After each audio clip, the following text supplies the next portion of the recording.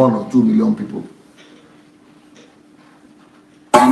In Toronto, we had an all-night prayer meeting. The all-night finished 5 a.m. and he was to also speak to pastors by 10 a.m. in Washington or thereabouts, which is another 1.5 or 2 hours flight. He finished 5 a.m. Even in his 2 hours sleep, if the man is over 70, it happens that it's like almost every week, people think it's only the one who holds on Lagos Ibadan Express. That he just told me he finished in India, crossed over to Kenya the next day, and when he finished in Kenya, crossed over to I think Abuja, Lagos to hold another one. You can sit in some airports 16 hours. Just coming from Kenya to Lagos, a 3.5-hour flight once took me 16 hours. So I think it has been blown out of proportion. Okay, good. Let me answer. Wait. Me idea. Number one, is it by force that Pastor Adeboye has to fly to Toronto and Kenya airport and all that? Is it not by force? Apostle Paul fly like that. Jesus flew to airport and Toronto.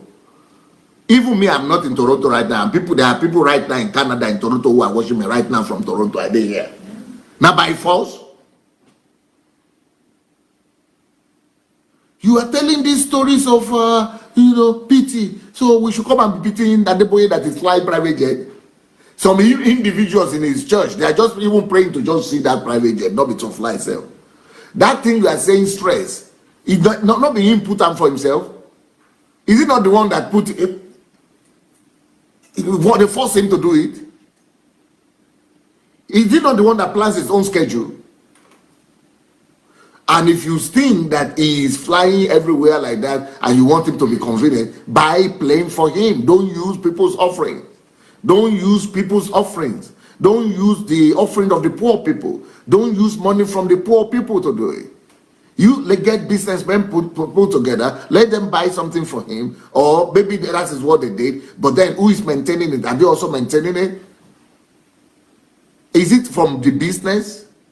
It's not compulsory now that he will fly like that. Why should he put a schedule for himself like that is so tight?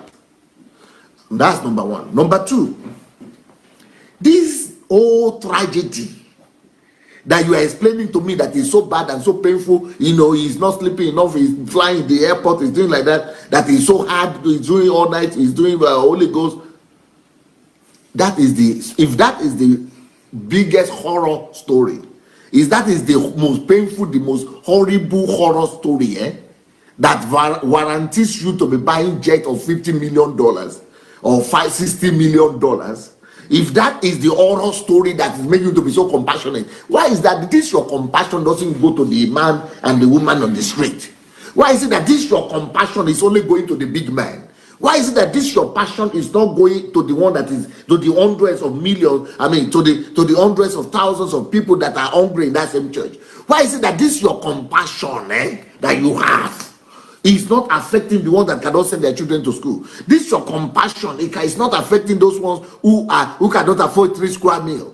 This your compassion. Why is it just for one another? For you, of the people who could invite you and you invite them, the people who could bless you and you bless them, the people who you'll be able to gain something from. Is that the kind of giving that God will say we should give? God said no, that if you invite people who can invite you, if you bless people who can bless you, you have gotten your reward already, because there is no reward for you in heaven. You should only invite and bless and give to people who cannot say thank you to you, who cannot give back to you, who cannot invite you back. That is the kind of Christianity that God wants us to practice. But if you are telling me the stories of woe that Pastor Adeboye is going through in the airport, come and let me call you 5 Nigerians that are even here in my city here, in my country here, Nigerians too. Let them come and be telling you their stories of woe.